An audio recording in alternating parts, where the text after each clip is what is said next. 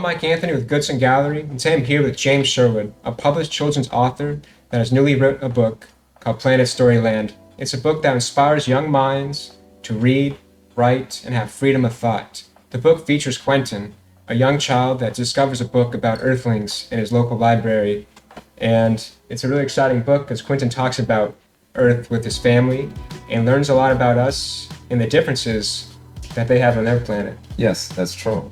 Now, yeah. So Quentin is a young boy that goes to the library quite often. And he came across a book that was titled Earthlings. And so he's looking in the book and he's reading the first few pages and it just captures him so much. And so he checks it out, he goes home to read it. What he finds out is that there are some people that look just like he does that live on another planet. And they're called Earthlings, according to the Goodson. So he learns that we're kind of like in a lifestyle of suspense all the time. And it just didn't seem to make sense to him because he's looking at pictures of the Earthlings and, he's saying they look like us, but they don't live like us. Right. He didn't quite understand how that could be. So he wanted to go see. He had this strong curiosity with Earth, but his parents in the book were like, they were a little bit put off by that. They almost thought maybe Earth was a bad influence on him. Yes, of course the mother just says no right away.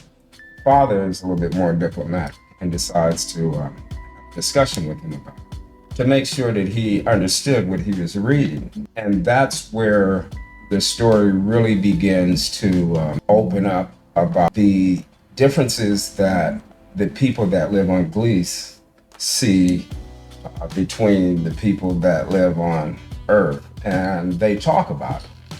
It's such an important thing to talk about, and I noticed that one of the themes was ability of language and the use of writing, and this is one of the main things that he talked about with his father in the discussion about Earthlings. Supposedly, there are thousands of languages on Earth, that are spoken right now. And so that was surprising to him in itself. And of course, you could see how that could become a communication barrier. Yeah. Because, thousands, I probably know a few people that speak different languages other than English. But anyway, they get into the fact that the Earthlings, they have a rather colorful way of speaking with each other. And it doesn't matter whether it's true or false, it's just whether or not it's a good story.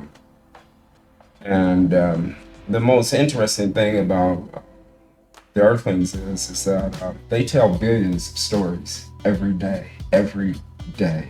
Billions of stories are told. A lot of people don't really see that, but it's the truth. There's the television, there's the radio, there's the books that they're reading, the magazines that they're reading, the internet, and then just the conversations between each other. So there's billions of stories that are told every day. Quentin and his father got to the point of the conversation where his father wanted him to explain why Earthlings have this communication problem. And one of the things that came out is that writing, which changed their world from prehistoric to what it is today, is not something that most of the Earthlings know how to do.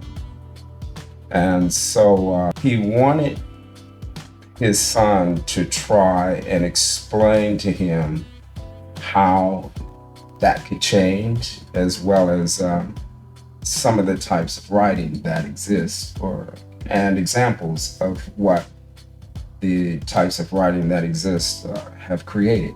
Do you think writing is a tool for just creation in life and being able to write your own reality and the life that you want to live? Oh, absolutely.